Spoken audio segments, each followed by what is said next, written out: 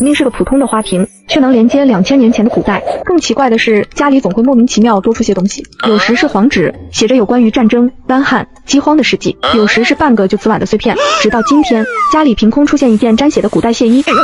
许久，顾灵薇才冷静下来。难道是我家祖传花瓶成精了，专门往家里搬垃圾？我警告你，再往家里运垃圾，就把你关到地下室去禁闭。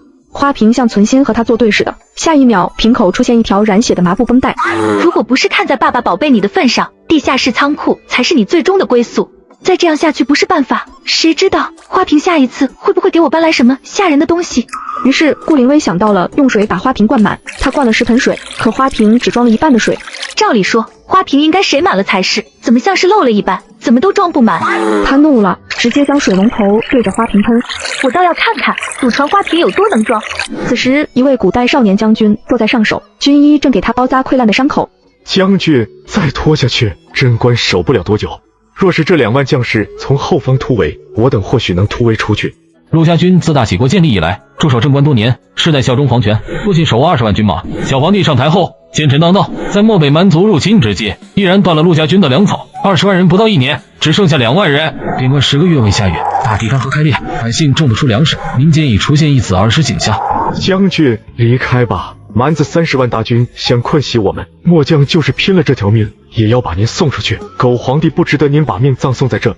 是啊，将军，突围出城吧。陆清晨双手握紧成拳。贞观一旦失守，漠北蛮族会南下横扫，最后大齐国3000万子民皆会被屠戮殆尽。我不能弃子民不顾，不能弃城而逃。几位将士见此，面容绝望。守城会喜，弃城也会喜，老天要亡陆家军啊！到底该怎么办？还有多少战马？将军，不能再嘎战马充饥了，1万匹战马现在只剩下200匹。嘎，全嘎了，2万将士不能饿死。将士们悲怆绝望。嘎了战马后呢？200匹战马又能维持多久？将军，不能嘎战马，缺少粮食，属下想办法。现在到处都没有粮食，有何办法？我意已决，陈将军执行吧。几位将士面容悲凉，最后200匹战马嘎光，他们就再也没有突围可能，只得被动等死。众人最绝望之时，花瓶传来水流声。水，这是水啊！这是水吗？宋军医憋一捧喝下，清甜湿润，真的是水。将军，真是水，你尝尝。陆清晨一饮而尽。天降甘霖，天不亡我陆家军。几位将士边喝边高兴道：将军，神赐圣水，这是好预兆，大战咱们一定能赢下蛮子。有水就能种粮，一切困难将迎刃而解。找2个大水缸来，水缸接满就搬出去，通知军中士兵带水壶排队打水，城中百姓每户出1人来打水，此事不可透露出去。是，将军。顾灵薇盯着花瓶，半天没装满，她便睡了过去。翌日被电话吵醒时，已经是中午12点。喂，顾小姐，您家里是不是没关水龙头？物业这边显示，您1天之内用了100多吨水，再联系不上您，物业就报警了，轰动全国的。1晚上就用了80多吨水，您知道的。顾灵薇被吓得赶忙起来，发现没有一滴水渗出去。难道我家的花瓶真成精了，巨能装？不好意思，是我忘记关水龙头了。这么多的水，这就没了。花瓶能吞水，那能吞盒饭吗？他把1盒饭投进花瓶里，餐盒消失了。哇，我家祖传花瓶能吃盒饭。他把剩下的9盒饭菜一一投喂进去，全部凭空消失不见。好神奇！他们本以为花瓶能一直出水，却没想到午时水停了。正当他们有些失望之时，花瓶却冒出了1盒香喷喷的米饭。将军，是颗颗饱满的大米饭。又是1盒带肉饭盒。有肉，将军你看是鸡肉，神仙没有放弃陆家军，给我们送饭又送肉了。接着又有餐盒掉下来，一共掉下10盒饭菜。几位将领神情激动亢奋，唾沫疯狂分泌，都在努力克制着。你说用大锅熬成粥，诸位将士和我一起食用。好的，公子。陆清晨把剩下的9盒分散交给10位下属，带回家去吃，家人挨饿了半年，给他们补补身子。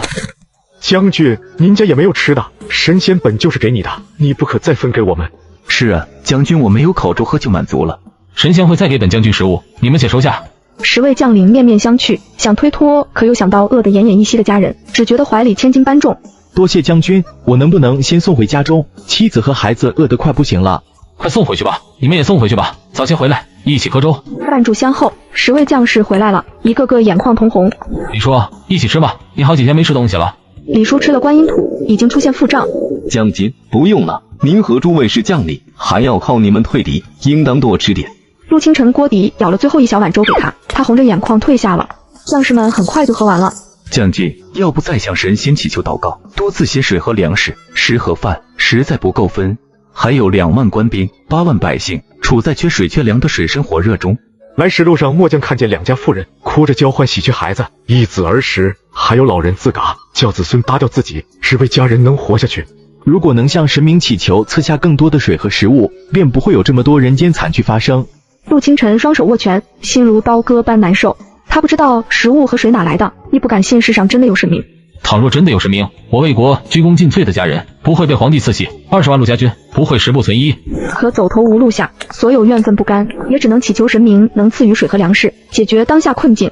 我愿进入庙宇，世代香火供奉，哪怕舍弃一身军功，投身香炉，也恳请神明救天下百姓。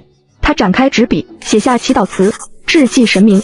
我家的花瓶竟连通了2000年前的古代，论我往花瓶里扔什么东西，都会出现在古代大将军身边。可是我对此却浑然不知，还以为家里的花瓶成精了，气冲冲的就要将花瓶塞满。我先是拿起水龙头对着花瓶灌水，谁知干旱半年多的边疆突然迎来了源源不断的水源。随后我往花瓶里扔出不完的盒饭，结果饿了多日的将军捧着香喷喷的米饭两眼冒光。正当我发愁再往里面塞些什么时，却发现花瓶里冒出一封感谢信。怎么还是繁体字？还是用手机翻译一下吧。感谢神明送的水和食物，我是大齐国宁关侯陆家军将领陆清晨，现镇守边塞，欲蛮族30万人把镇关围城洗城，20万将士还剩2万人，镇关大旱，城中20万百姓只剩8万人，求神明再赐些水与食，救救我们。本将愿见庙宇，以身赐炉，世代供奉香火供奉。所以这些垃圾是来自大齐国，可国内史书上并没有这个朝代。他先是用手机打出回信，翻译成繁体字，再照着繁体字写。你好，我不是神明，我叫顾灵薇，是个普通女孩。你说镇关缺水缺粮，现在最缺的是什么？我一个人养活10万人有些难，但我会力所能及帮助你们渡过难关。他将回信扔了进去。陆清晨听到声响，赶忙起身，神色激动地阅读完信件。不，你是神，你是我的神，镇关10万人有救了，神明答应救我们了。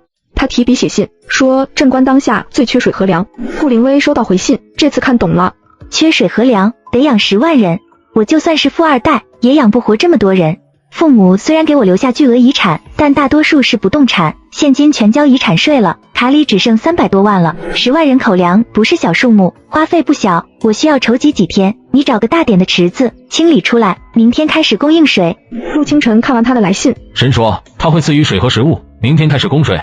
太好了，将军祈求神明赐水成功了，我们有水喝了，兄弟们就有活路了。我们有水了，也不用等老天爷降水，自有神明给我们供水，我们终于能活下去了。所有人喜极而泣，感谢神明救百姓于苦难，马上派人把水池整理出来。是，将军。顾灵薇在疯狂网购，白面馒头和大饼各来50万个，面条、泡面、菜干各来100箱，20万斤大米，油100桶，各种调料各来100箱，各种肉类各来1000斤，总共花掉180多万。这些口粮10万人大约能熬20天，真养不起啊。下完单后，他又给仓库老伯打去电话。大伯，明天会有大批物资进仓库，卸货时帮忙盯着点，卸完货给我打电话。我是不是疯了？居然给一个素未谋面的古人花掉180万。正当他懊悔一时冲动时，花瓶吐出了一大堆金锭子和珠宝首饰。发财了，这一堆黄金价值好几千万，当古董去卖，价值更不可估量啊！宁关侯太会做人，我现在特喜欢养10万古人。顾灵薇装了2大箱金锭子和1箱首饰，发现地上还有一堆，装不完，根本装不完啊！我明天去找古董商问问价，看这套酒具能卖多少钱。镇关现在全城被围困，光给水和食物也是在慢性死亡，得想办法帮他们突围，这些花费才是巨大的。翌日清晨，所有人都等着花瓶出水。我家的花瓶竟连通了2000年前的古代，论我往花瓶里扔什么东西，都会出现在古代大将军身边。可是我对此却浑然不知，还以为家里的花瓶成精了，气冲冲的就要将花瓶塞满。我先是拿起水龙头对着花瓶灌水，谁知干旱半年多的边疆突然迎来了源源不断的水源。随后我往花瓶里扔出不完的盒饭，结果饿了多日的将军捧着香喷喷的米饭两眼冒光。正当我发愁再往里面塞些什么时，却发现花瓶里冒出一封求助信。于是我把大量的馒头和肉包丢进花瓶，随后就到了古代大将军身边。将军，是白面馒头，你尝尝。好香好软，甜滋滋的，神仙连吃的馒头都是如此美味，果然与我等凡人不同啊，真好吃啊！众人纷纷附和。刚清理完馒头，紧接着100袋大肉包全部掉进缸里，将士们馋得不行，却也不敢再吃了。陆清晨给他们各分了一份，这些你们带回家去。将军，这不合规矩，食物理应先供应军中。将军，昨日小儿差点饿死，幸亏食物来得及时，救活了他。今日先拿去军中吧。是啊，现在将士们士气低迷，饿得有气无力。若是把这些食物带回去，一定会令军心大振。给家里送去，剩下全部运回营中。将领们都高兴坏了，他用意念把包子馒头传送完后，立刻把水井和花瓶连接。注意，要放水了。大家都在等顾灵威送水过来。此时将军府门口有流民在闹事。严琴，你出去看看。他出去没多久，围聚闹事的人越来越多。陆清晨刚走到门口，就听到求将军开仓放粮，求将军开仓放粮。将军，求您救救百姓们吧，我们不想被饿死。将军府门前闹事的百姓已有200人，为首是个地痞流氓刘四。将军出来了，大家求他放粮，能不能活下去，咱们全看将军了。将军府没有米，速速离开。将军，有人看到你将饭团给这小子吃，为什么不给我们？你明明就有粮，你是想饿死全城的百姓吗？刘四话音一落，所有百姓都在呐喊，请将军开仓放粮。将军，给我们一条活路吧。我也没有粮啊，早上几百袋面食要优先供应给军营，否则最后200匹战马不保，此时绝不能松口。刘四见陆清晨无动于衷，把伤痕累累的母子拉到陆清晨面前。是不是将军给你们的饭团里包肉？妇人被打得已奄奄一息，喜不松口。你伙同爹爹杀了我弟弟和妹妹，连我娘都不放过，我要嘎了你！小孩被刘四一脚踹翻，他欲踩着孩子胸膛时，陆清晨一剑封喉。很多前来闹事的百姓吓得连连后退，却没有人离开。他们坚信将军有粮，要是能吃上一口，就算喜，他们也认了。将军，来水了！百姓听见，顿时目瞪口呆。陈奎在陆清晨耳旁小声说：神明又送来300斤大米，50斤面粉，全送去军营开火熬粥，先让将士吃上。1个时辰后，让百姓排队取水。是，将军。请众位移步将军府后门，1个时辰后放水，不限人数，大家去排队打水，先到先得。拐角处，闹事的主谋一直暗中盯着将军府动向。此时，一个会读唇语的恶霸道：将军府还有300斤大米，50斤白面，要拿去军营。将军府竟然真的有米，还是300斤，这300斤大米够几个兄弟省着点吃上3个月的。如今饥荒年代，他们都蠢蠢欲动，想去抢。魏哥，咱们多叫几个弟兄，半道把米抢了。再等等，你没看清楚刘四的下场。陆清晨是有赫赫战功、拔人如麻的大将军，在他手底下抢食，那是自寻死路。那怎么办？眼睁睁地看着小六等死呢。我去军营一趟，匀1点钟出来，你们几个去打水，继续盯梢将军府。等人散了，刘哑巴小声跟魏广说：真的吗？世上真有神仙？是的，快去打水，这事不要告诉任何人，盯紧将军府。这边顾灵威刚到古董店，您这里收古董吗？东西呢？给我看看。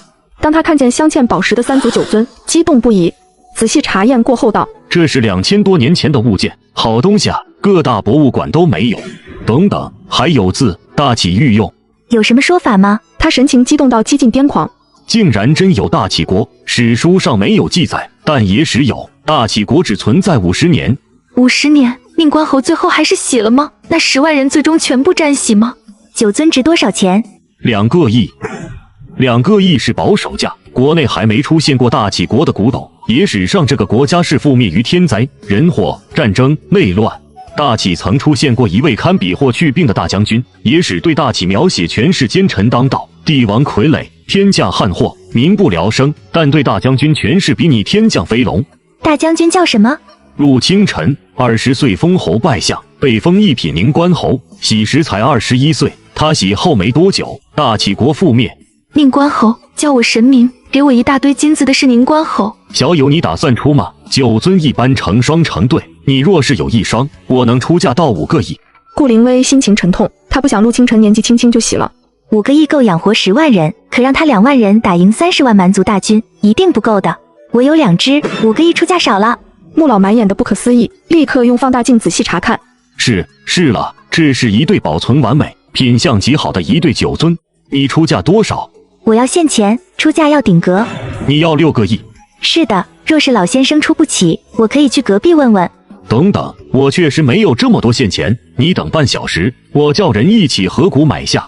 很快张副馆长就来了，查看酒樽过后道：太美妙了，2000年前的大启国竟有如此精妙做工，可惜这个国家只存在50年。若是宁关侯没那么早起，他会带领大启诛灭其他6国，抵御北方蛮夷，南下收复两广，天妒英才啊！顾灵威握紧包里的酒壶。陆清晨能改变这么多，如果他没有早洗，岂不是会让大统一提前200-300年？小姑娘，这就尊我们要了6个亿是吗？是的，能付现钱吗？可以。支付宝到账6亿元。你若还有大企国的物件，你给其他古董商，他们未必懂大企国古董的真正价值，但我们知道那段历史，能给出正确估价。好，我会再找你们的。顾灵薇去了菜市场，把各种青菜、胡萝卜、红薯、土豆、玉米包圆了，包了2辆大货车，送货上门。他跟仓库老伯交代后，紧接着就去了药店，把处理伤口的工具、消毒酒精、消炎药、止血药等西药全买齐了。路过一个书店，又去买了繁体字和简体字偏旁部首结构表、新华字典、赤脚医生手册、民兵训练手册、孙子兵法，各买了30套。回到家后，已经到了传送大米的时间。我家的花瓶竟连通了2000年前的古代，论我往花瓶里扔什么东西，都会出现在古代大将军身边。为了帮助古代大将军解决饥荒问题，我往花瓶里投放了3000斤大米和80吨蔬菜，瞬间就占满了整个房间。快把花瓶挪到院中去。很快院中就堆积了如山的蔬菜和大米。镇关没去水前，我从未见过如此多品种的菜，这日子真是快乐似神仙啊！下一秒，各种肉类全压在菜上面。将军，这是肉啊，我们已经好久没吃过肉了。将军，这些大米和蔬菜够军中士兵吃1个月，有了肉能吃更长时间，我们再也不用因为缺粮草而发愁。大家很是开心。收拾好院子后，花瓶又冒出来大量的药物、医书、军用训练手册和孙子兵法等等。将军，这些文字怎么跟我们的不同？陆清晨一看叠繁体字和简体字偏旁部首结构表，瞬间看明白了。这是神明所用的字体，和大企国字体有区别。字体化繁为简，以后对照偏旁部首结构表变字。他拿起军用训练手册，如获至宝。此书乃神赐之物，所有人都要学习，军中太需要了。将军，神赐之书，居然还有教如何作战的，居然还有兵书，可否赐属下1套？拿去吧，每人可拿1套。将士们一一道谢。将军，这是药，陆家军现在最缺少的就是药物啊！有药，军中几百个受伤的士兵就有救了，您的伤口也能愈合了。原以为神明会觉得我所要太多了，没想到会主动送来那么多实用的东西。这个是赤脚医生手册。他看见有应对瘟疫的方子，欣喜若狂。将军，这有治疗各种瘟疫药方，有了这本书，大齐国的医者们再也不会对瘟疫束手无策了。宋军医，你拿回去研究，还有这些药物如何使用，包装应当刻印使用说明。他把新华字典和偏旁部首对照表给了他一份。尽快了解这些药物使用方法，多挽救士兵性命。是，将军。一切都在往好的方向发展，有水有粮有药，感谢神明赐予的一切。翌日，顾灵薇收到了小包裹和一封信。我已开设粥棚，全城百姓排队领粥，礼物都是百姓们为了感谢神明所赠的礼物和贡品，希望你不要嫌弃。这些可都是价值连城的古董，我怎么会嫌弃？城内有水有粮，一旦透露，漠北蛮王定会疯狂攻城。我们只有2万士兵，无法抵挡蛮族30万大军。我想采购大量糯米、石灰、砖头，修城墙，加高加厚。另外还需要可以制作兵器的青铜矿石。好的，我这就去给你采买。青铜矿石可换成钢筋，现代大家都用沙子搅拌水泥，砌上砖头，城墙也很稳固。可是现代的方法，我要如何教会古人？他找到了一个平板，下载好工程建筑视频和平板使用方法和充电宝，一起投入花瓶。陆清晨很快就学会了平板的使用方法。顾灵薇办事效率很高，当天下午陆清晨就收到了大量的沙子、水泥、砖头。这是何物？陆清晨拿出教程给他们看，水泥和沙子该添加多少水，怎么配比都写得很清楚。原来这是神仙给我们建高墙用的，只是神仙世界所用的材料与大气不同。随后一大批钢筋从天而降，这是金铁还是金刚？在整个大齐国，铁是稀罕物，钢堪比黄金贵重。是钢，将士们全都欣喜若狂。金刚啊，比铁还要坚硬的钢，有了金刚，我们就能重新打造新武器了。将军，这批金刚交给末将，我已在城中登记铁匠名录，有了碳和钢，马上就能打造武器。好，去吧，多组织些人手，人不够向百姓们征召。天齐发布征召令，但凡被录用者，每月发放2斤大米、1斤面粉、2颗白菜，打造武器期间包2餐食宿。多谢将军。感谢上苍，感谢神明，救陆家军于水火。传令下去，在百姓中征召士兵，但凡参军者，每人每月可得5斤大米、2斤面粉、3斤蔬菜。马上去告示。是，大将军。修筑城墙和打造兵器同时进行，选体格好的士兵看管军粮仓库，增派人手巡逻。记住，宁嘎错嘎，不可放过一个。是，末将领命。顾灵薇这边忙活了一天，晚上却睡不着了。陆清晨，休息没有？咱们来聊聊镇关要如何突破防守。想起古董老板说过陆清晨的结局，顾灵薇想拯救陆家军。他若能活下来，历史上一定会有他浓墨重彩的一笔。陆清晨许久才传来回信，城内有粮，瞒不住的。我还在想破局之法。今日在城内征召百姓入伍，城内8万人，至多能征来2万新兵，4万对30万，人数相差太大。我会帮你想办法，既然征新兵了，可有军备？譬如刀剑、长矛盾牌、盔甲、弓箭、武器都有吗？要是你们有枪就好了。如果有枪，2万人对上30万，一定能够嘎出重围。可是国内禁止热武器，难道我非去大国购买？他打开手机，看见某音某宝上有古代铠甲出售，6000多一副，4万人得要2.4个亿。现代铠甲也不知道能不能抵御蛮族刀剑。他咨询10多个商家，有一家专门做仿古兵器的，视频连线了解后，谈妥价格后，当即下单了1000副盔甲、5000唐墨刀、100秦弩，还有其他仿古兵器若干，总共花2.2个亿。明天得去卖点古董了。见他许久没有回复，陆清晨又传来几张纸，让神明忧心，是我的错，我定不会辜负神明，会带领全城百姓突围。神明睡下了，我不再打扰。顾灵威看见了，立即回复。我去帮你购买军备物资了，买了1000盔甲、5000唐墨刀、100秦弩。唐墨刀和秦弩是何物？平板电脑传过来，我给你下载教学视频。他下载好视频，唐墨刀和秦弩的正确使用方法，又把如何对付游牧民族的战役全部下载。陆清晨看到唐墨刀和秦弩视频，血腥的力量。相传墨刀在一挥之间，就可以将骑兵连同战马同时斩断。在墨刀的砍杀之下，敌人血流成河。据唐代兵书《太白阴经》记载，墨刀威力巨大，锋刃所加，流血飘出。还有许多战争书籍，很是激动。神明，太感谢了！兵书和游牧民族作战经验，我很需要。不用谢，早些休息吧，我准备放水了。翌日，你装备一个装武器的仓库，第一批装备马上就要送到了。这是盔甲、唐墨刀、秦弩都到了吗？宋铎，把武器仓库清空出来一个。刚清理好，无数柄长刀整整齐齐落在墙角。将军，好刀，金刚打造，锋利坚韧，吹毛刃断。好刀。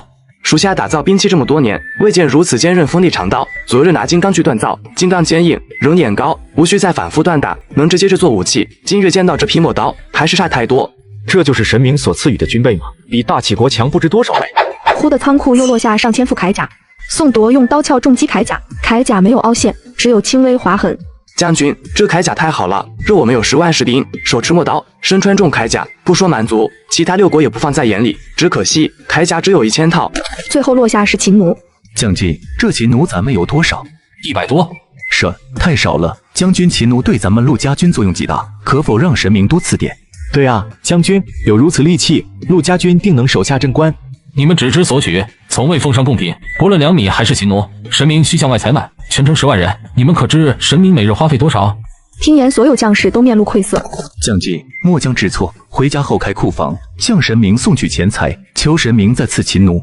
这秦弩于我军来说是铡人利器，末将也愿奉上财物。如此，本将军向神明求弩。铠甲和墨刀优先分发给头兵，铠甲配上墨刀，3人靠背成组，能抵挡蛮族最凶狠的骑兵。另外，选出臂力大的弓箭手，组骑弩队，只练秦弩。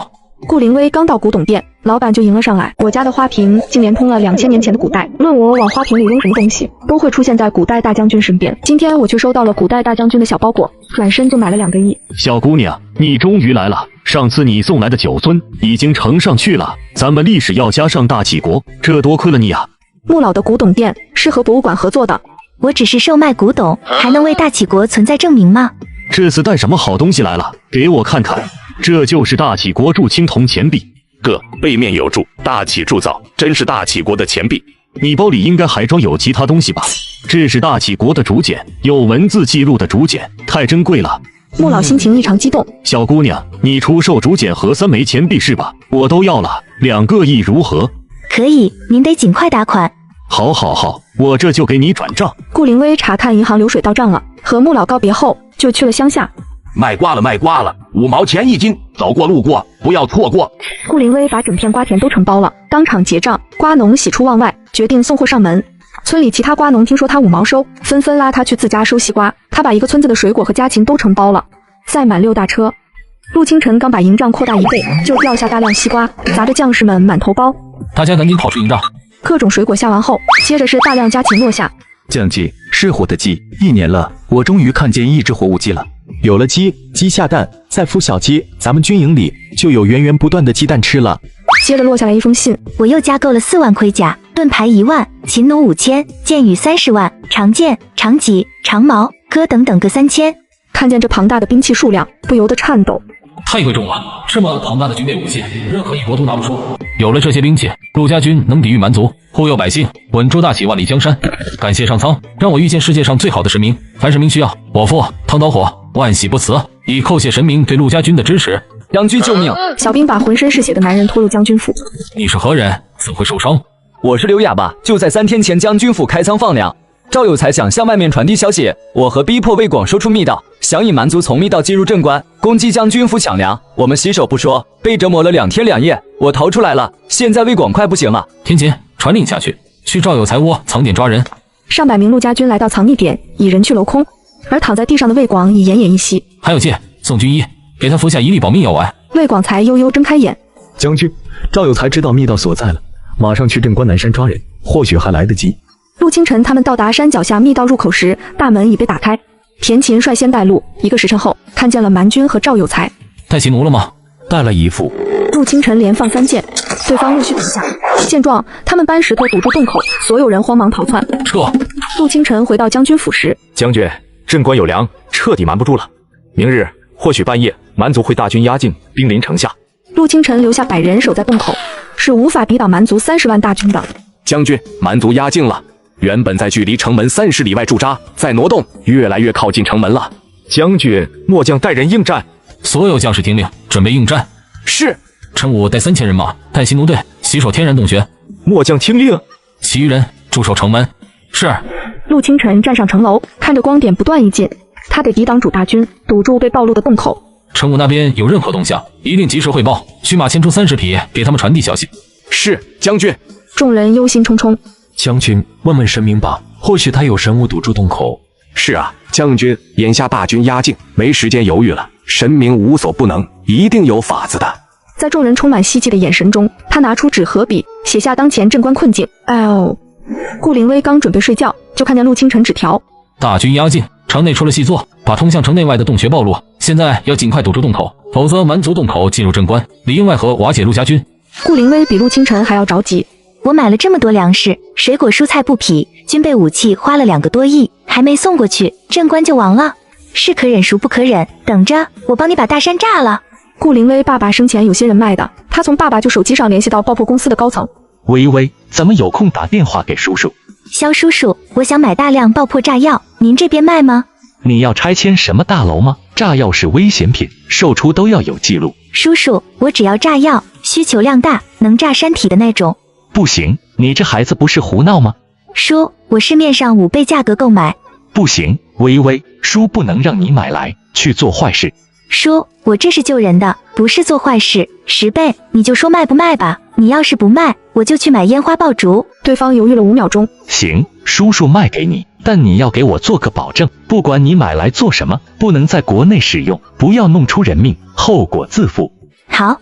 顾灵薇把爆破测量、炸药使用安装教学视频发给了陆清晨。我去买大量火药，一定能炸掉洞穴密道。切记，安装使用时注意安全，这玩意能炸死你们全部的人。很快，他们在一个偏僻的仓库会面了。全仓库都是残次品，有退货品。你出了事，记住与叔无关。整整一仓库啊，能够炸山吧？哈哈哈，叔，我全要了，多少钱？萧华愁眉不展，他实在没想到会全部要了。你可知道这里有多少？如果流出去，叔叔，我还年轻，刚继承100亿家产，没这么想不开用炸药来害人。我真的是用来救人的。你开个数，我今晚上就运走，绝不对外透露。萧华伸出2根手指，2000万，行，我全包了。萧华瞪大眼睛，他本想说200万，他挣扎犹豫，最后还是败给贪心。行，你付钱连夜运走，我去公司做个备案，说残次品全处理了。顾灵薇当场赚了2000万。我家的花瓶竟连通了2000年前的古代，无论我往花瓶里扔什么东西，都会出现在古代大将军身边。为了帮助古代大将军击退蛮族，我往花瓶里投放一个大杀器，瞬间就把所有蛮族人炸飞。卧倒，所有人趴下。山体碎石被炸成粉尘，他们被爆破的威力深深震撼到了。发生了什么事？地动山摇的。不好了，小王爷，地龙翻身，山洞崩塌了，1万人全部埋在里面，全军覆没。你说什么？尚未开战就洗了1万人马，好不容易找的山洞就这么被埋了。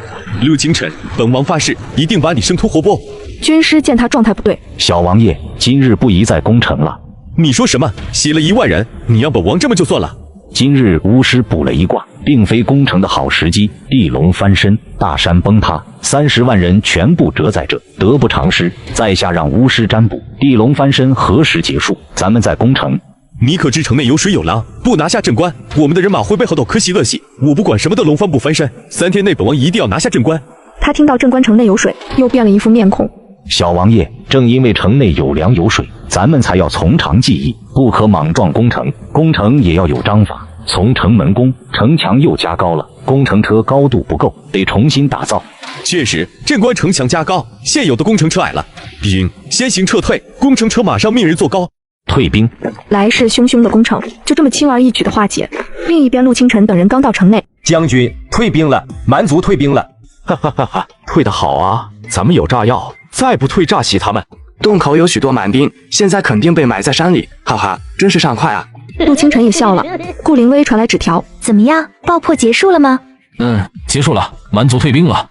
哈，就退兵了，伤亡怎么样？多吗？无人伤亡。哈哈哈，竟然无人伤亡，蛮族怎么退兵的？身体被炸毁，蛮族下道已经退兵无里外。神明，我代表陆家军感谢您所赠的炸药，大胜而归，且无伤亡。顾灵薇比他们还开心。你找个空旷的房子存放炸药，周围不能有一丁点火星子，不能温度过高，否则会方圆100米会炸为平地。陆清晨蓦地神情紧张。将军，这是怎么了？神明说寻找房子存放炸药，不然炸药会伤其自身。哈哈哈，太好了！我还想如何向神明求炸药，他竟然主动送给我们。将军如此嘎人利器，蛮族再次攻城，咱们也有多一层依仗。哈哈哈，宋铎找个空旷小房子，记住，周围5里内不能有平民，找几个信得过的亲兵在周围巡逻，他们亦不能靠太近。属下领命。本将军在此立誓，定会带你们嘎出重围，平安送你们回京。有神明赐予的炸药和秦奴，有源源不断的粮食和水，我们一定会赢。将军说的对，我们有神护佑，一定会赢。我们不可辜负神明的倾力支持。翌日，300斤粮食到了，仓库准备好了吗？已经准备好了，我就在仓库里。一袋袋大米面粉落进仓库。300万斤，真的好多好多啊！快把仓库堆满了。看见这些粮食，大家都激动不已。陆家军终于有粮食，4个月内不会有人再饿肚子。神明他真的从不食言。将军，徐怀将军来信了。陆将军，一人愿意借兵出征镇关，出兵条件是要200万斤粮食，还要给我提供炸山的利器。莫不是那老匹夫在军中安排了细作？以前跟他借兵，他置之不理。听说镇关有粮了，一大早连续来了2封密报，果真恬不知耻。就连一直让他们坚守镇关的小皇帝，竟然也来了密报，要他们一定把粮食护好，绝不能让蛮族抢了去。配陆家军20万人，牺牲至2万人，还下令洗手。知道我们有粮了，竟然让守住粮食。至于城破不破无所谓。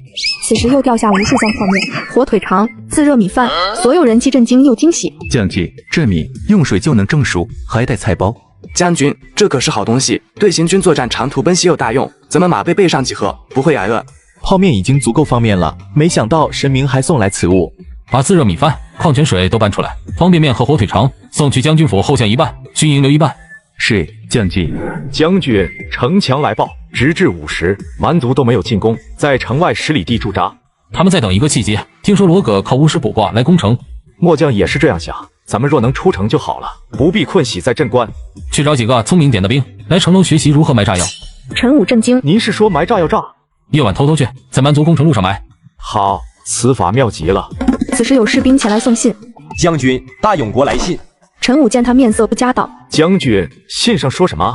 永国边境的岳洪将军来信，在拉拢我。陈武看完信件，气得骂娘：他娘的！老子说岳洪这厮怎会来信？将军和他并无交集，原来打听到咱们城内有水有粮，才盯上咱。若大起国灭，第二个就轮到他大永国，他作弊上官罢了。将军，此子居心不良，咱们可不能上了当。论国力排第1为大楚，第2永国，第3为大齐。楚国和永国为世仇，两国战乱不断，不然早已吞并其他4国了。连永国都知道我们有粮有水，怕是楚国也知道了，给岳洪回一封信。将军，这事你可不能犯糊涂啊！小皇帝虽对你起疑，但先皇对陆家军委以重任，很信任你的。大不了等班师回朝，咱帮你干掉苏丞相。陆清晨摇头：我父辈世代为齐国效力，绝不会投靠永国。你修书一封给岳洪送去，让他带人前来投靠。一个兵每月领6斤大米、4斤面粉、1桶油、1包白盐，他人来多少，我就收多少士兵。哈哈哈，好，这个主意好，狠狠地羞辱他。接着他又忧心道：那咱有粮食的事彻底被捅出来了。消息已经瞒不住了，为了粮食，你说楚永2国会派兵来驱赶蛮族吗？会，他们会为了粮食和水，先驱赶蛮族，两国再打一仗，赢的人攻城，抢夺咱们的粮食。是的，等神明第二批武器来前，得把城外的吃水搅浑才行。武器一到，不管是楚国和永国胜出，都不是陆家军对手。陈武大笑道：“将军，您的脑子比墨江好用。你再修书一封给楚国，说永国士兵投诚陆家军，每人每月能领6斤大米、4斤面粉、1桶油、1包盐。若是楚国士兵投靠陆家军，在此基础上另添1斤肉、2斤菜。”哈哈哈，好，墨江这就去办。去找人来学习埋放炸药，东西南北4个城门也要埋。是，墨江马上去办。一切看似风平浪静，陆清晨有预感，蛮族3天内会再一次更加凶猛的攻城。这时花瓶飘来白纸：陆清晨，你准备一个大仓库，用来装西瓜，有300万斤，其他蔬菜瓜果若干。陆清晨无奈地笑了：神明，上次送来的西瓜还没吃完。瓜果能补充维生素，对士兵和百姓身体好，你先让人挖个坑放着也行。好，我马上让人去办。对了，蛮族退兵了吗？还在10里外驻扎，随时有可能进攻。10里外驻扎，现在陆家军没有一战之力，就算把全部炸药给他们，也搞不定30万人。你先把地图、蛮族驻扎地标出，沙盘、拍照给我，再拍下周围环境，复盘前面几次攻城，我让万能的网友们出主意。陆清晨把地图和平板传送过去。若可以请神明催一催武器何时能到？秦奴对战蛮族有大用，且埋下炸药无需人去点燃，用秦奴点上火，射出点燃炸药。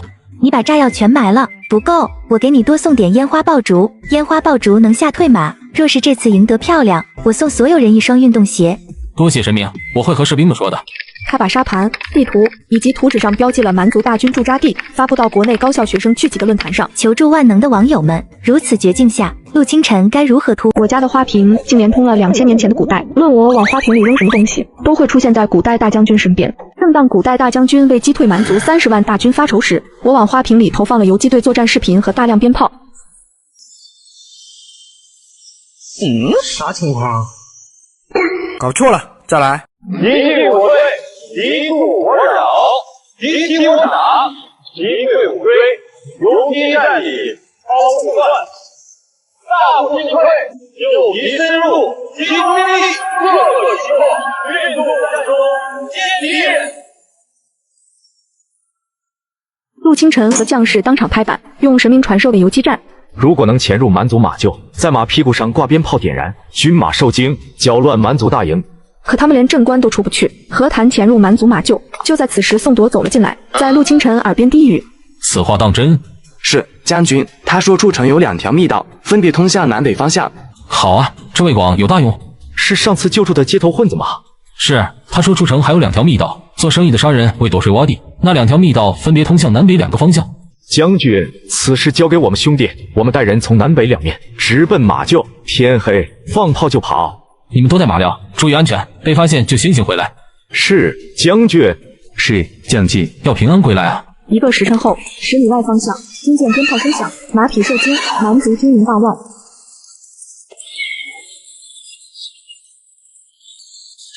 我们成了！将士们欣喜若狂。半个时辰后，陈奎、陈武带200号人，毫发未损回来了。哈哈哈！蛮族马厩管理松懈，他们太放心了，从未想过我们会出城，主动攻击他们。将军，神明传授，敌退我进，此法对蛮族是有用的。蛮军纪律松散，不似陆家军纪律严明。明日开始，我们打游击战吧。好，蛮军今夜自顾不暇，不会攻城了。陈奎、陈武将军，安全带人回归。哈哈哈哈！好啊，我建议的方法果然有用。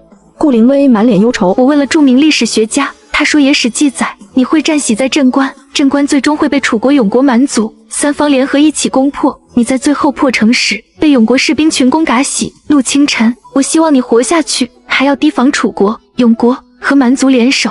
他怀着忐忑的心情，把纸条投入花瓶中，边塞蛮族营帐中跑走了2000匹战马，3000多士兵被踩踏，才洗几百个人，你们这群废物，连个人影都没抓到。小王爷息怒，罗葛目光阴冷看向他，你说是谁干的？刘伶踌躇片刻回答道：“是城内的陆家军。”罗葛更生气了，你看见他们出城了没有？谁看见？城门12个时辰都有人盯着，但凡开出一条缝隙，箭矢就会射出去。他们要把受惊的爆竹哪来的？地里长出来的吗？刘伶低下头，镇关除了我军和陆家军，没有其他人了。前几天抓的永国探子给本王严刑拷打，去问永国是不是要和漠北王庭作对。我现在就去。此时他们又听见爆竹声，罗葛气得走出帐外，爆炸声更加清晰了。报告王爷，城北有敌军偷袭，军马受惊，陆家军从城内赶出来，魔连将军追击陆家军时，被他们的炸药炸死了。你说什么？魔连死了？这怎么可能？他可是漠北王庭的摔跤勇士，没人是他对手。魔连是他一手提拔起来的将军。罗葛怒道：来人，派兵增援城北驻地，我倒要看看是陆家军搞的鬼，还是大永国都活得不耐烦了，竟敢嘎袭我的人。报告将军，城南营地被偷袭，帐子被点燃，马儿受到惊吓全跑了。对方的箭弩射程太远，几位副将刚出营帐就被射嘎了。全副武装支援城南城北。是将军。主力军15万，西南北城门各驻军5万人，对战陆清晨的2万人，如何都是稳胜，怎会如此？镇关城墙上，陆清晨遥望着蛮族大军方向，游击战开始了。陈奎、陈武、吴三郎田勤分2路，各带领3000人，背上鞭炮和炸药，来到南北两边的蛮军驻扎地。恰在这时，他看到顾灵威信上所写，满脸震惊。我写在今年虚岁21岁，镇关城破与三方联合攻城吗？既然神明给了我指示，我断然不会让他们联手成功。突然，城南和城东之间有巨大爆炸声响起，哈哈哈哈，又成了！南北城门的道路上又。宋铎激动地大喊：将军，成了！埋下的炸药如此频繁的爆炸，一定炸死了成千上万人，咱们不会被困死在这了。将士们激动地喜极而泣。陆清晨连忙给顾灵威回信：我们晚上开始打游击战，先攻击南北城门，引诱漠北王的亲弟罗葛出兵增援，炸药埋在他必经之路的半路上，现在只需等结果。妙啊！现在炸死了吗？我想应该炸死了。凌晨3点半，赢了，陆家军赢了。这一战不仅是扬眉吐气，更是给无数战士们带来自信和希望。我高兴啊！我砍喜整整100多啊！好久没有如此痛快了。将军，我看见罗葛被炸下马了，他很有可能已经死了。你确定真把罗葛炸了？漠北王可是很信任这个亲弟弟的，给30万兵马给他攻城。哈哈哈，我敢确定，他不死也是半残了。将军，神明给的炸药太好用了，今天嘎死的蛮兵4万2千人，有3万多是被炸死的。你能不能向神明多要炸药啊？这是咱们以少胜多的关键。我试试。游击战首节大获全胜，歼灭蛮族4万2千人，蛮族统帅被炸下马，升喜未知，鞭炮、炸药立了大功。我恳请神明多赐炸药。赢了，哈哈哈！我就说陆家军一定会赢的。李元忠和林大军准备攻打第2场游击战。翌日，顾灵威去了古董店。穆老，这瓷盘值多少钱？5个亿怎么样？我给的价格已经到顶了，就算你拿去拍卖会，也拍不出这么高价来。可以的话，我现在打钱给你。好，这瓷坛好啊，太好了，5个亿我算捡了漏。皇后专用器具，治了，哈哈哈。顾灵威回到家就发现花瓶上有一张纸条：神明，第2轮游击战，李元忠和林大军带队，不辱使命，大胜而归。在敌军毫无防备的疲态下，我军偷袭成功，嘎死1万多蛮军。哈哈哈！一天内嘎死5万蛮军，那么30万人还远吗？神明，此次能赢，是仰仗您赐予的炸药。炸药2场战役几乎用尽，可否能再赐予？我不白拿这一箱珠宝首饰和你换炸药。顾灵威没有理由拒绝，因为他给的实在太多了。好，炸药是违禁品，需要承担风险，我尽量试试看。多谢神明。第一批盔甲和骑奴何时到？今天下午会到一批武器，数量不太多，我已经催了。谢过神明，我不便打扰了。我家的花瓶竟连通了2000年前的古代。正当古代大将军为击退蛮族30万大军发愁时，我往花瓶里投放了游击队作战视频和大量鞭炮，紧接着又拨通了萧华的电话。萧叔叔，我还想要一批礼物，数量越多越好，质量的高，要尽快。礼物是哒，我们被抓是要吃橘子的。5000万，数量是上次的1倍，质量要比上次的货好。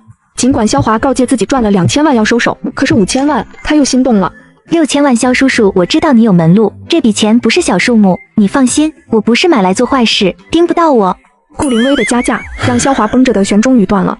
你把钱打给我，我让厂家半夜把货走国道运过来。记住，我不管你买来做什么，绝不能在国内使用。好，萧叔给你打1半的款，到货后我再给你结尾款。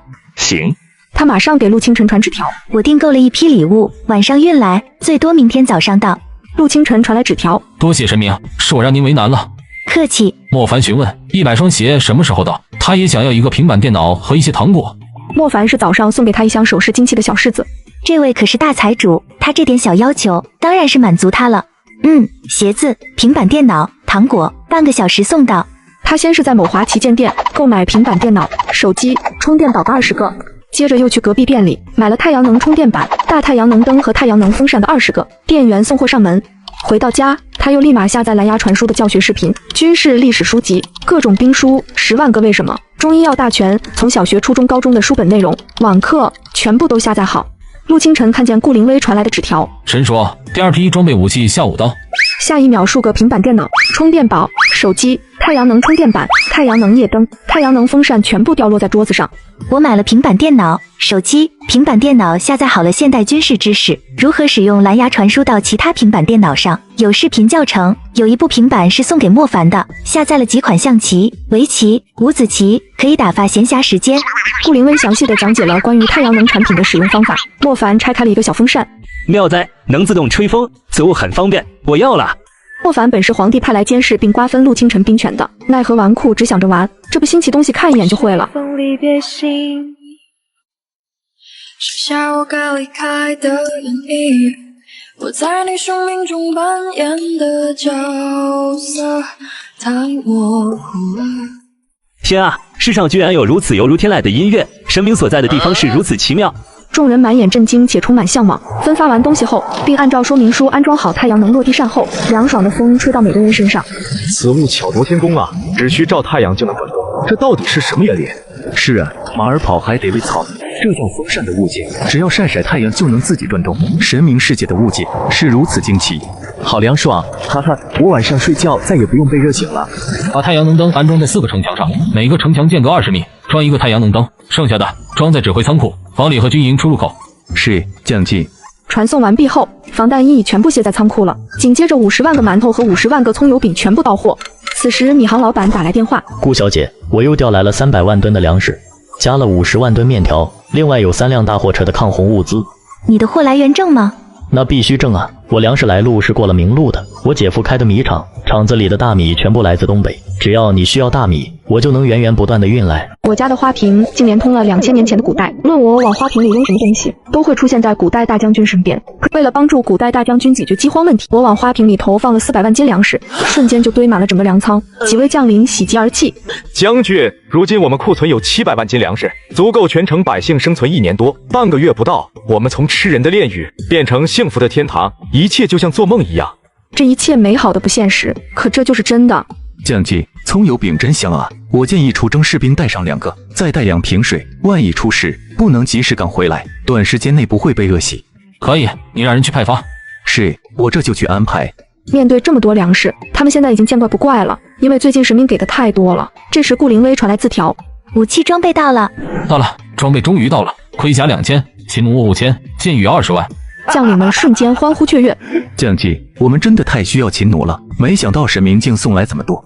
秦弩射程极长，2次伏击满组，不用点燃炸药，直接秦弩箭头沾上煤油，点火一气呵成。唐末刀1万柄，长戟、长矛、戈、剑、刀各2000柄，防弹衣5万件。唐末刀1万柄，这么多！这批武器来得太及时了。天琴、宋铎，这1亿，我亲自上战场。将军，不可，您不能发生任何意外。是了，将军，万万不可啊！他一旦死亡，神明给予陆家军的一切戛然而止，他们赌不起。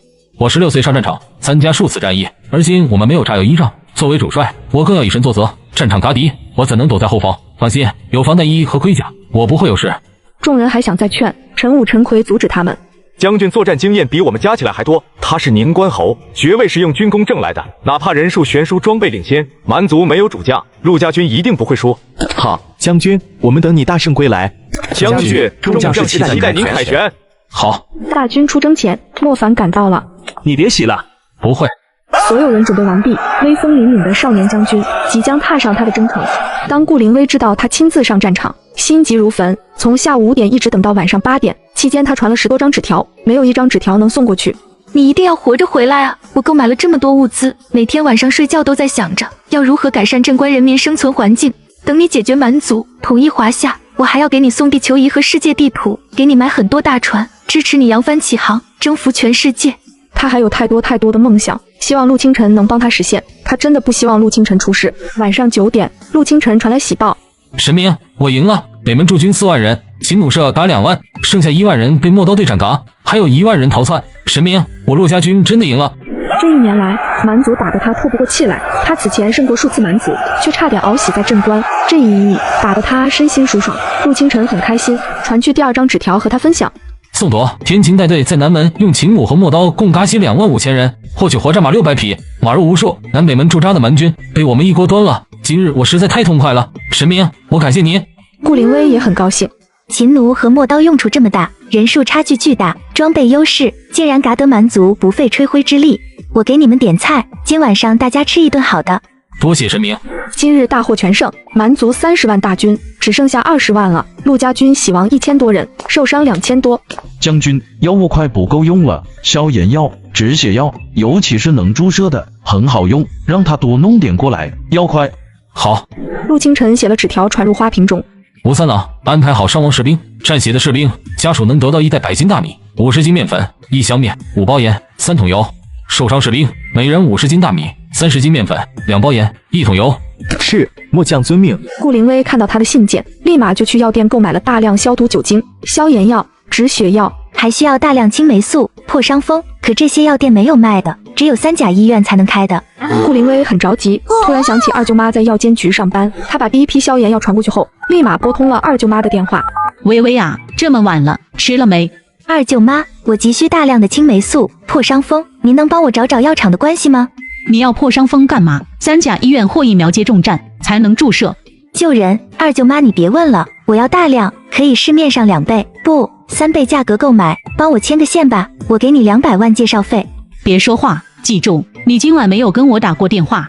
二舅妈电话挂断了，她有些气馁。忽然她收到一个陌生号码的信息，打这个电话号码是二舅妈发的短信。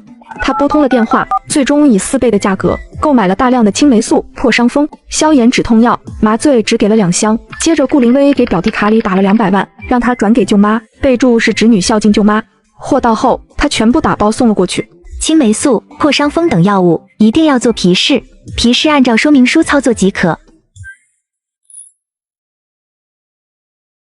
我家的花瓶竟连通了2000年前的古代。我先是把花瓶丢进大海，谁知干旱多年的边疆突然下起了瓢泼大雨。随后我往花瓶里扔掉钱的冰块，结果炎炎夏日瞬间就变得天寒地冻。正当古代大将军疑惑时，我往花瓶里扔了一封信。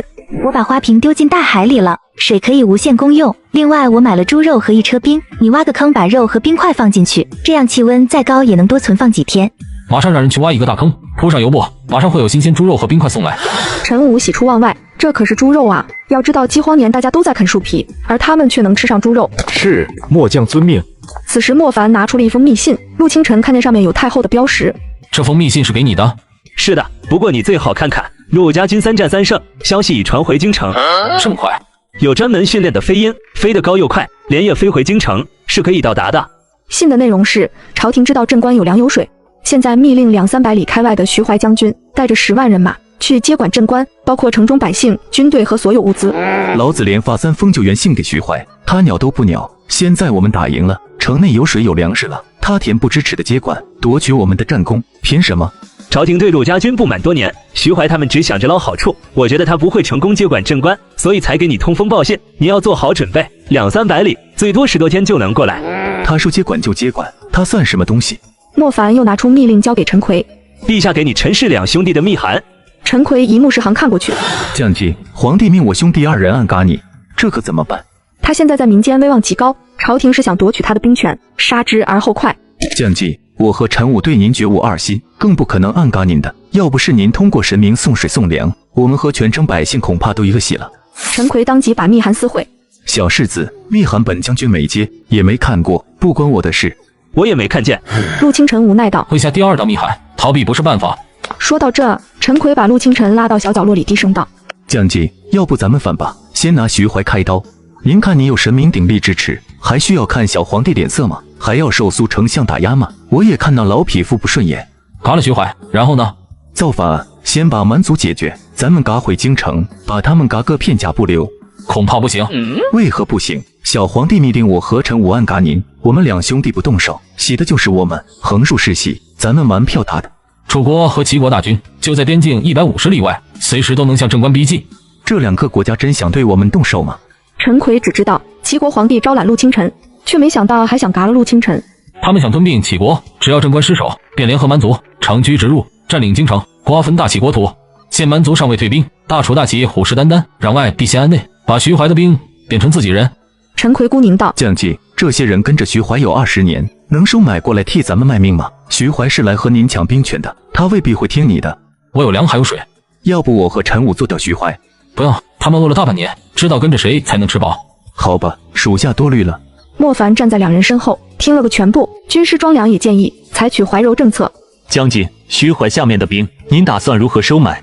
陆清晨思忖片刻，并入陆家军编队，按照老兵计算，每人每月10斤大米，5斤面粉，5包盐，1桶油，10管钩。哈哈哈，如此甚好。他们即便对徐怀在忠心，也不忍家人恶习，他们会加入陆家军编队的。对了，咱们贴到楚国大街的告示，加入陆家军能领6斤大米，3斤面粉，也有1000人拖家带口来了城门，要放进来吗？南北门没有蛮族驻军，让楚国参军者连同他们家人住在门口屋里内，把他们安排妥当。陈奎，你派遣1支100人队伍，对投军者进行收编，答应的粮食给他们，给他们家人登记造册，告诉他们投靠了陆家军就是正官子民，和楚国再也没有关系。是，属下这就让人去安排。将军，司法安排很妥当。对了，有个术士说要前来投靠您，就在门外，把人带进来吧。他曾算出陆清晨必喜无疑，而今却有一时神秘人助他扭转乾坤，登顶至高无上的位置亦有可能。思及此，是梦打算投靠陆清晨。见过将军。你说要投靠我？是的，将军。我曾看见你们埋的炸药，我知道火药的配比，我曾亲自配置火药，但是用来炼丹。你所言是真的？是，我不敢欺瞒将军，配置火药的萧石镇关没有。若将军给我一些火药，我定能研制出威力最猛的炸药。好，你先试试，若真能成，以后就跟着我吧。天琴，带这位小兄弟下去换身衣服和鞋子，将军府收拾出一个房间给他。是，将军。这时顾灵薇传来纸条：你的坑挖好了没？我要投放猪肉和冰块了。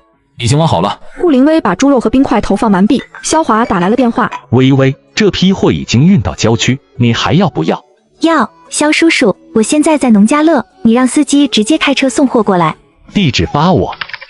半个小时后，他们到达顾灵薇的小别墅前。卸货吧，幸亏没开进城，路上查得很严。完毕后，他给萧华结尾款，送他们走远后，顾灵薇传纸条给陆清晨：炸药到了，半个小时后我传送过去。此时，陆清晨和一众将士正在开会。将军，楚国齐国军队距离镇关，竟然比蛮军还要近，两国军队还互相串通消息。他们已经准备联手嘎洗陆清晨，欲要吞下镇关。而今顾灵薇的炸药来得太及时了。神明的炸药刺得太及时了，仿佛知道我们需要什么就刺下什么。有了这批炸药，咱们能抵挡楚齐两国大军。陆清晨摇头，人数差距太大，全城能征召的百姓都参军了，也才48000人，对战齐国、楚国蛮族55万大军，即便我们装备领先，也很难赢。若是拉拢徐怀的人10万人，或许还有一战之力。将军，咱们再求神明赐下装备和武器吧，炸药还需要10倍才够，当然越多越好。下属们一双双充满希冀的眼睛望着陆清晨，他却反问：你们可知神明买那么多食物和武器装备需要多少银子？和神明公平交易，应当主动奉上钱财，而不是每次索取。陆清晨一席话说的诸位将士心生惭愧。将军，我们返回家中一趟，去就回。我家的花瓶竟连通了2000年前的古代，正当我准备投放大杀器时，却发现花瓶里冒出了大量的黄金、珠宝首饰、字画、古琴。哇塞，好漂亮的金光！这古琴、古画一定很名贵吧？发财了，发财了！此时他才看见陆清晨的大片文字。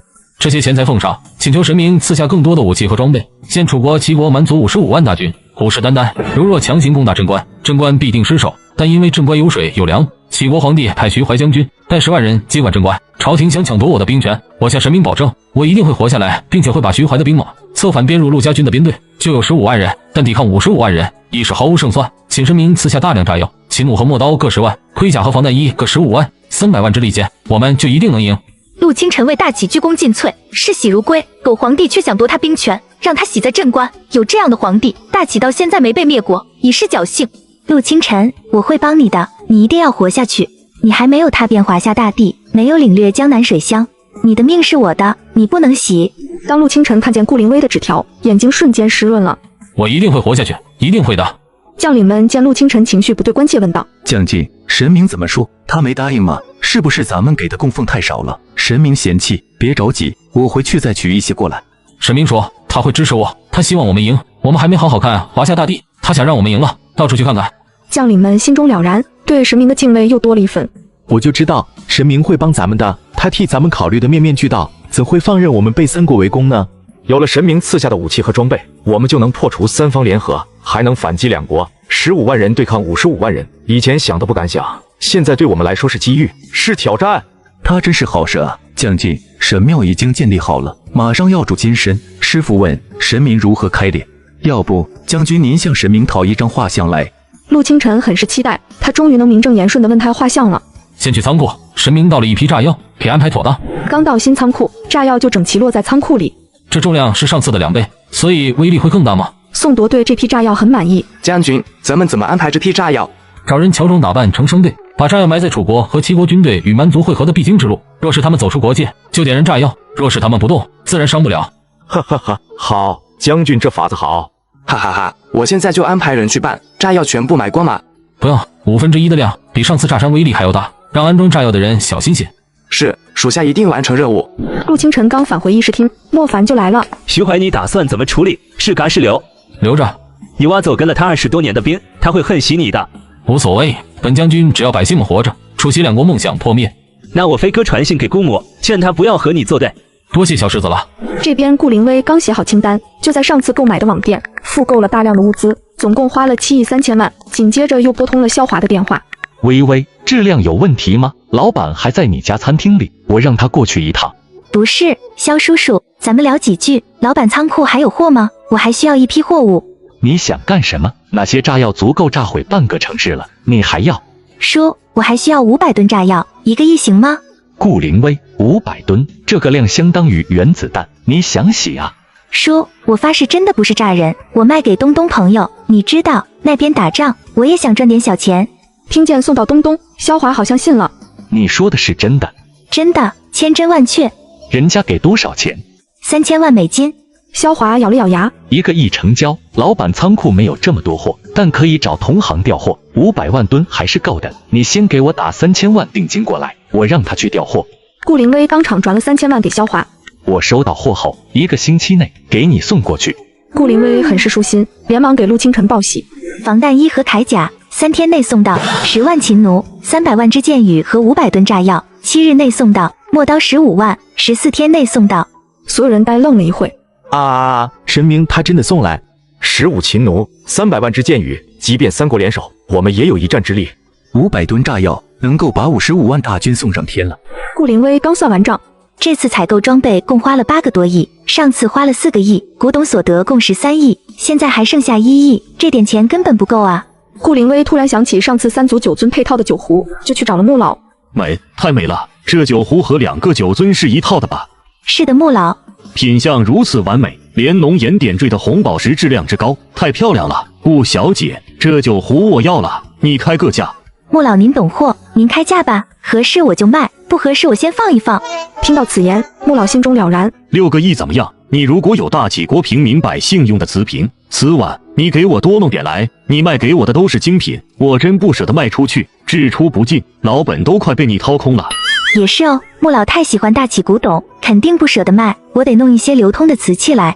酒壶卖你了，你明天早上来仙园山庄，车开到门口打我电话。那家网红度假山庄吗？是。行，明天早上8点我去找你。多带点钱，6亿恐怕不够。穆老听见这话，瞬间就明白了。行，就这么说定了。回到家后，顾灵威找出了几套瓷器套件，他写下一张纸条：陆清晨，我送你几套瓷盘，你把百姓平常用的瓷碗、瓷盘、瓷瓶都换给我。就把5套古瓷都传了过去。议事厅内，大家心情很好，商议再给蛮族一次沉重打击。忽然，纸条和5套古瓷落下，所有人目光都被古瓷吸引。莫凡仔细端详起来，好瓷啊！大家一致认为见过那么多好东西的莫凡都说是好瓷，那肯定就是好瓷了。神明送来几套瓷器，他希望把百姓平常用的瓷碗、瓷盘、瓷瓶都换给他。神明要这么多瓷器做什么？下一瞬，莫凡直接抢走2盒，交给江源。你数一数，2盒多少瓷器？从府中拿出瓷碗瓷盘送来。诸位将军直接瞪眼，这小子霸占2盒，把不值钱的瓷器给神明，太不要脸了。陆清晨对田琴说：“把府上的瓷器都送来。”将军府瓷器都拿来了，家里会没碗筷的。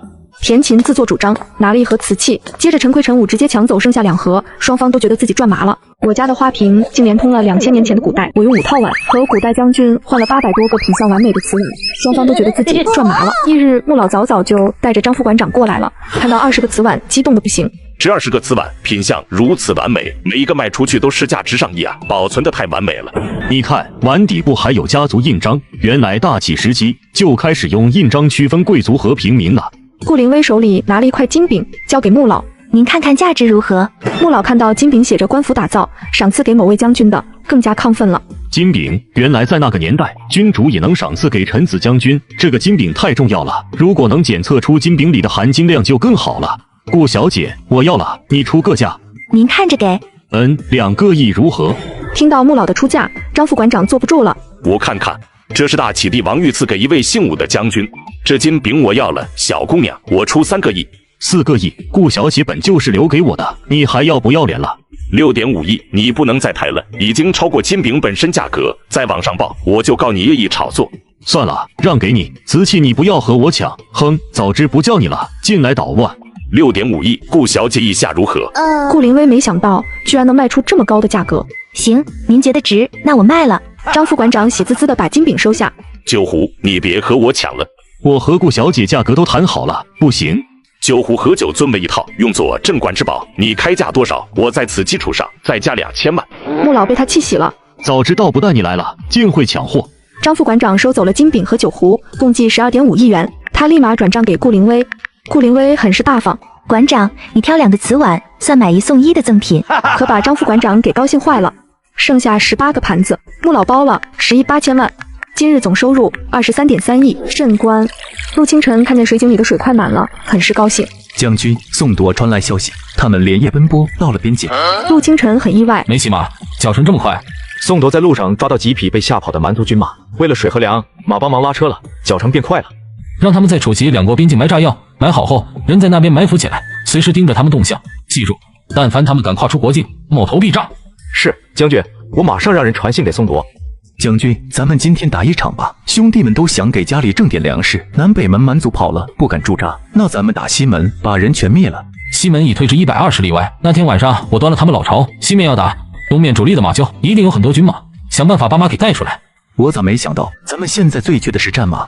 将军，晚上我带人去蛮军主力马厩，把马都勾出来，西门随意带几个人骚扰。咱们主要是弄更多的军马。好，叫大家去议事厅部署。陆清晨话落，水流停止了。第5口井刚满，陆清晨刚到议事厅，一张字条飘落下来。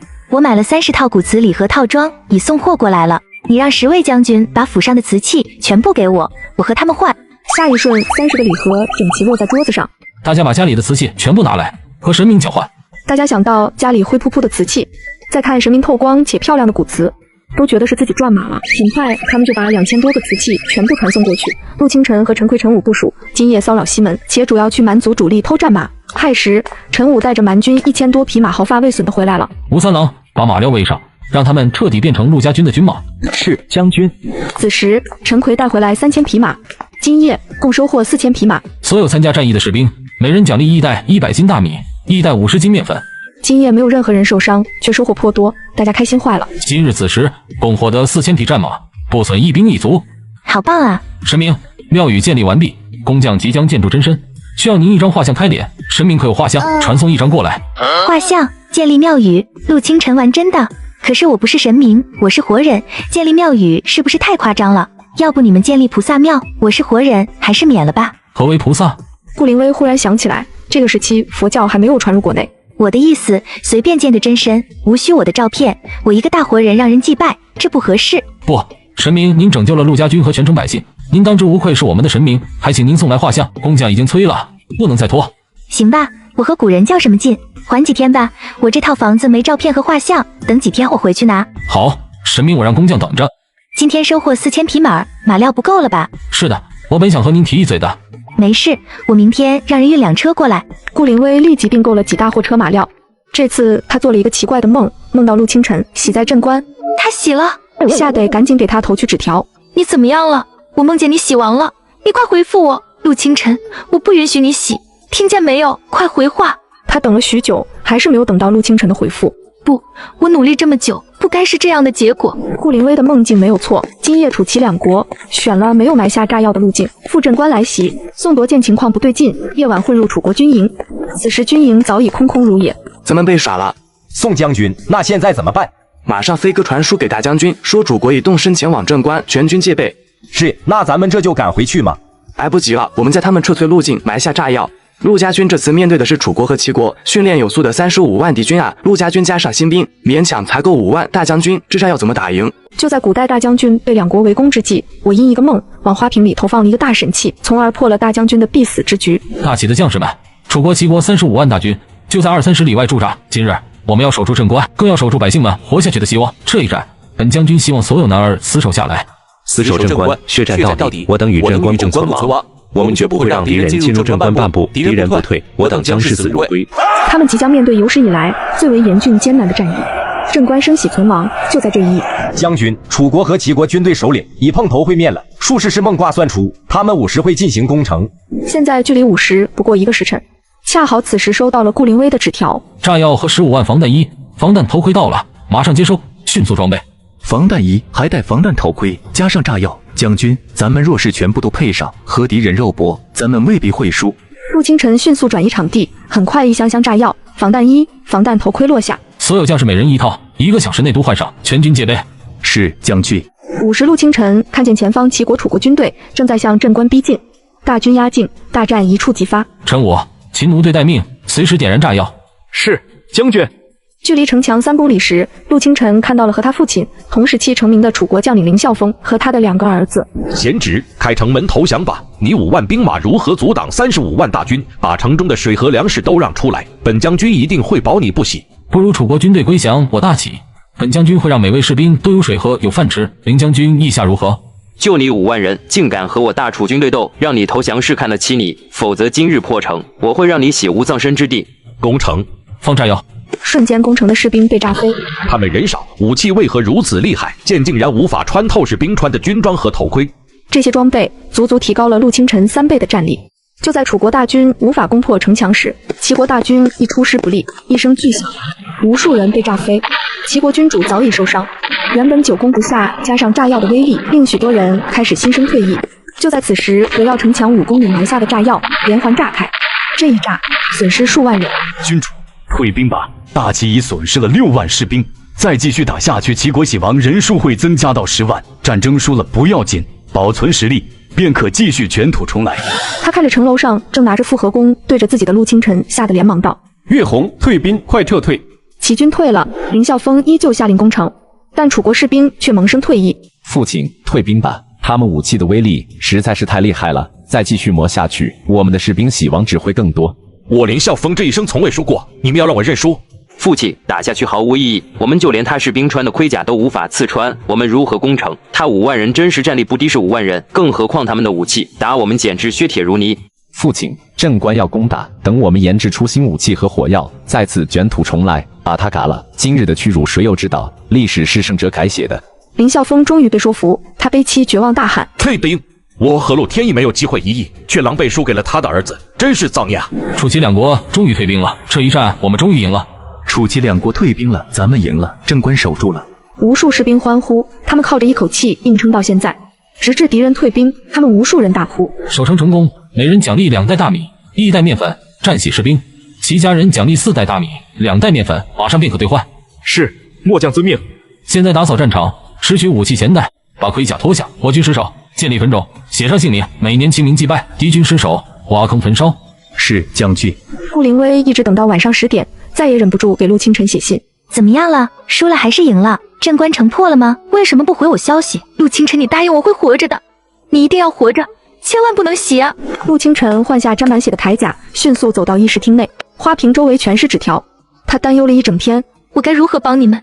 你们一定要撑下来啊！无论如何要先守住镇关。等第2批武器一到，就算楚国、齐国、蛮族一起上，你们也有必赢的把握。好在最猛攻势下守下来了。神明，楚齐退兵，陆家军赢了。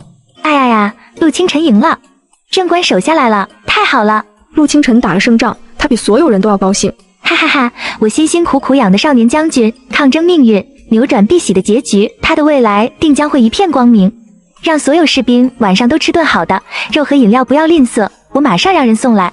他拨通了仙源山庄经理的电话，让厨房把现有食材全部加工成成品，做好后送来，再多拉些饮料、零食送到半山腰别墅。另外，我还点了10几家的外卖，你帮忙取一下。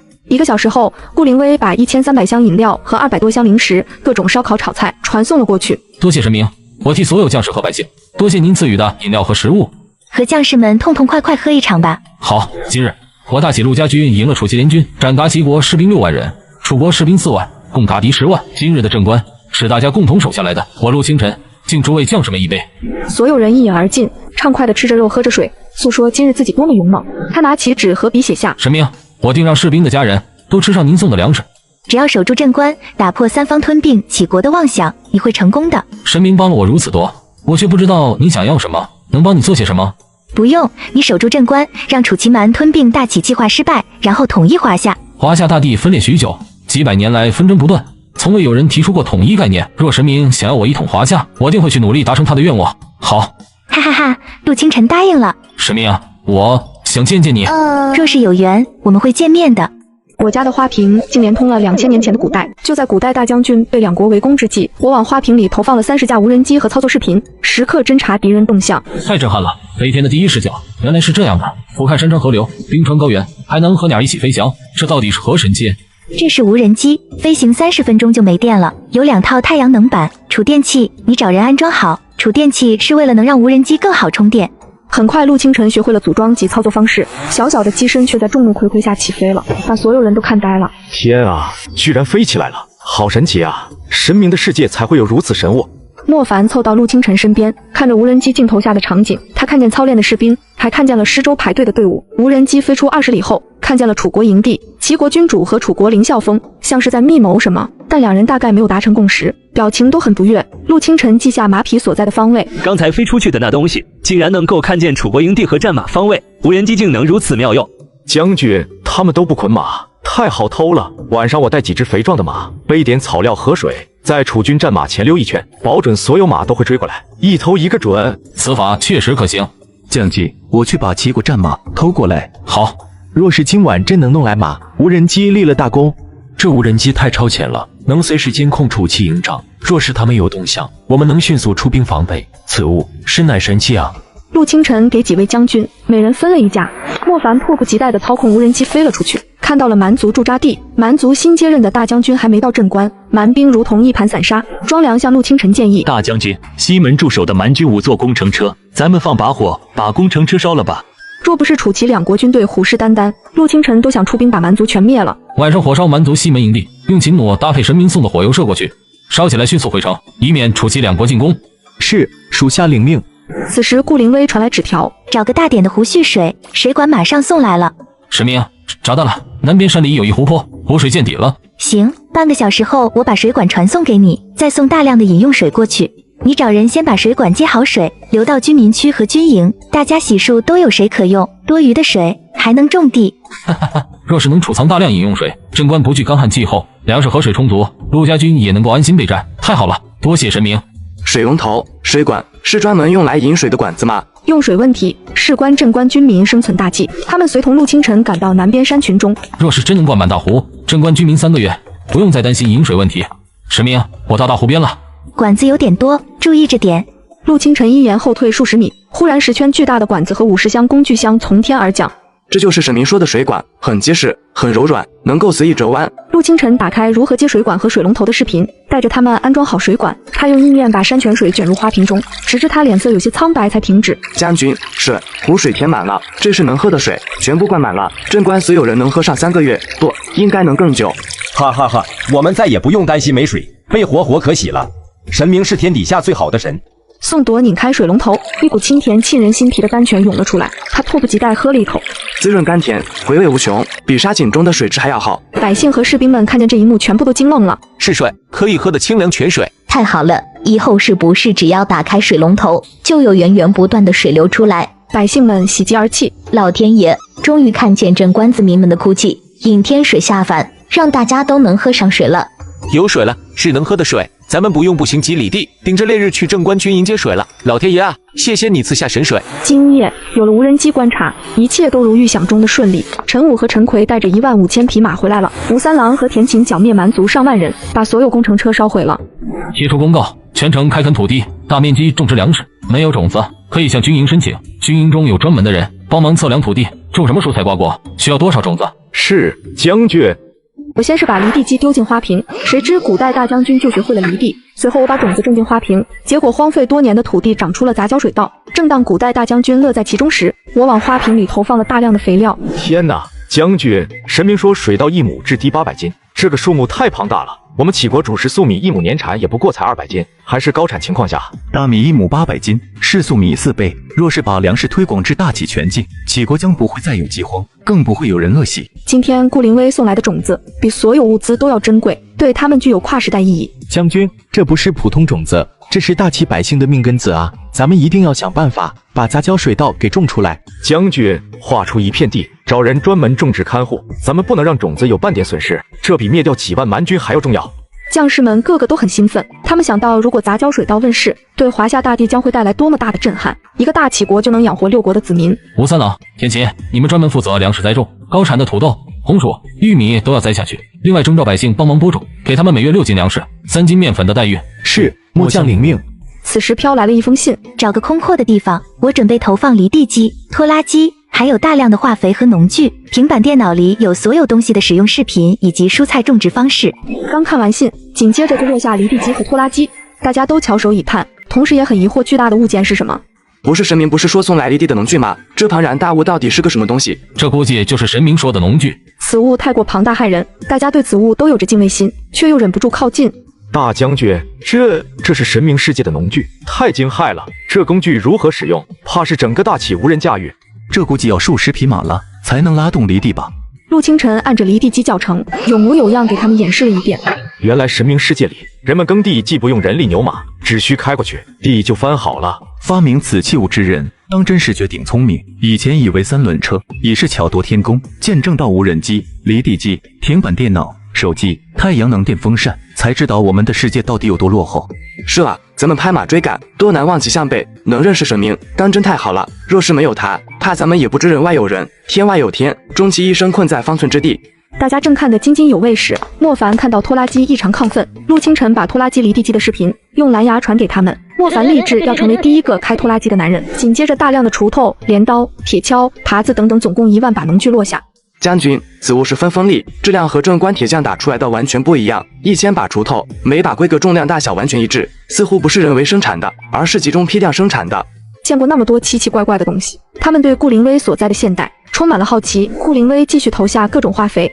吴三郎、天齐，把所有肥料、农具、种子都登记造册，全部放在一个房子。这些东西是大杞的未来，只要能顺利种出粮食，我就呈给朝廷，在全国推广开来。只要不继续干旱，最多3年全国都能吃饱饭。若足够的粮食能让其他6国和平归顺更好，若是无法归顺，我会建制中原，实现神明大一统的理想。陆清晨内心豪迈万千，这些东西承载了他和神明的梦想。天齐、吴三郎，马上找人学习开拖拉机和犁地机，种子和农具安排人分发下去。等下午太阳没那么烈，就开始种地。是，将军命。陆清晨刚回到议事厅，陆清晨，你的麻烦来了。弹弓赫赫的少年将军死守边关，然而等来的不是加官进爵，而是一道削夺军权的诏书。诏书内容是：陆家军首帅陆清晨致陆家军20万人，喜王18万，帝王斥责其无将领才能，夺军权，贬首帅大将军职责。10日后，徐怀率10万人入驻镇关，接管镇关守城任务和陆家军余下人马，统管百姓。陆清晨死死捏着圣旨，明明镇关守下来了，一切都在往好的方面发展，为什么要在这个节骨眼上贬我职位，夺我军权？莫凡感受到冰冷刺骨的寒意，劝道：将在外，不受军令，你别听就是。皇帝是好日子过久了，真以为自己拥有至高无上的权力，皇位就能安稳坐下去。总之，本世子不同意你卸掉职务和军权。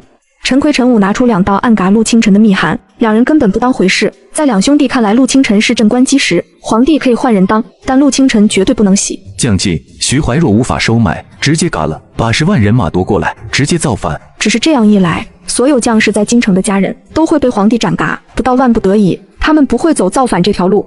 顾灵威这边终于等到了黄师傅的第2批柴油，随后拨通了萧华的电话。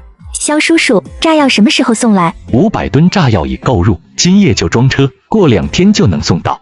接着他联络了仿古兵器的老板。老板，现在有多少现货了？秦某生产出5万架，现生产出100万只，盔甲做出了3000多件。落刀，我厂子和兄弟厂加班加点，赶制出5万顶，按你的要求都开过刃。那你马上送来，不需要等到够15万再送，不然黄花菜都凉了。好，明天下午就会送到。楚奇蛮都在边境虎视眈眈，他们随时都有可能卷土重来。顾灵威给陆清晨写了一张纸条，我弄到10桶柴油，应该足够2辆农用车用很久了。柴油是易燃物品，不要和鞭炮、炸药、假酒放在一起，单独找个远离人烟的小房子，找人看管。另外，我明晚会投放一批军备物资。终于要送来了吗？他翘首以盼，等了许久，这2天他让莫凡飞无人机，时常观察楚齐两国营帐，生怕他们又要卷土重来。神明，上次送来的复合弓建议用完，可否再送一批来？我怎么把复合弓给忙忘记了？我马上去采购。对了，中午会送来1车冰，1车冻猪肉，注意挖坑冷藏。好，吴三郎，让楚人挖的坑如何了？挖了3个大坑，每个坑深度1丈半丈，其中1个已经把粮食装进去了。很好，今日神明送来1车冻猪肉，1车冰块来，你负责登记造册，存放仓库。接管物资，这可是个肥差，他高兴应道：“是，将军。”对了，那2000楚人安排的如何了？2000人里有300参军，剩下1000多人。女人开始制作军衣了，男人们都在挖坑，每人都参与劳作，领了粮食。现在家家户户都有粮有水，我特意找人盯账，都安分守己，没有细作。明晚秦弩5万，箭100万支，陌刀5万柄，铠甲3000套会送到，炸药100万斤，后天晚上送到。这些东西需要在仓库里存放，你先把粮食和菜移进土坑里，把仓库空出来。几位将领听言，全部激动站了起来。这庞大的数目，哪怕3方联合攻城，有了这批装备，我们即便人再少，也能守下来。陈奎激动道：“将军，有了这批装备，咱们能夜袭敌营了。”神明马上送来柴油，记住，柴油极易燃烧，小心存放。几位将领熠熠生辉，看着陆清晨，他们都对柴油充满好奇心。一群人刚到仓库，一桶桶油从天而降。晚上，谁和我去点敌军营帐，把他们的帐子和工程车给点了？陈武田擒站了出来。亲，咱们后半夜悄摸的，放了火就跑。好，带上莫凡，用无人机看着点。那功劳，本世子得记上一笔。几位将领嘻嘻哈哈，表示没问题。加油！我要开车，马上就学会了。天琴，把1壶油加到离地车上，根据视频找到油盖，拧开后把柴油灌入。顾灵威把剑、猪肉和冰块传送过去后，收到了陆清晨的来信。神明，您若是在家，我把将军府中钱财珠宝都送来。这批装备、武器、炸药，您花了大价钱，我们不会白拿的。是花了一些钱，你以前送金银玉器还有很多，我暂时不缺钱。镇关若突围成功，你需要大量钱财养活军队，你把钱留下自己用。我缺少什么，神明都会送来，且面面俱到。这批钱财都是镇关府上们心甘情愿奉上的，我给了他们大米、面粉和油，他们不亏。见陆清晨这么执着，行，那我收下了。顾灵威把花瓶放到客厅中央，无数箱金子、珠宝首饰、文玩字画从天而降。妈耶，整整38箱啊！加上地下室的11箱，我现在一共拥有49箱古董。靠这些古董，我几辈子都可以衣食无忧。你送来太多了，我先不出售，放在地下保险库中。你若是哪天缺钱了，你告诉我，我再给你送过去。咱们的目标是实现大统一，花钱的地方还很多，我先帮你存起来。陆清晨看了信许久，他应当是欢喜的。好，夜晚来临，陈奎、陈武田琴一行人要去点楚齐两国营帐了。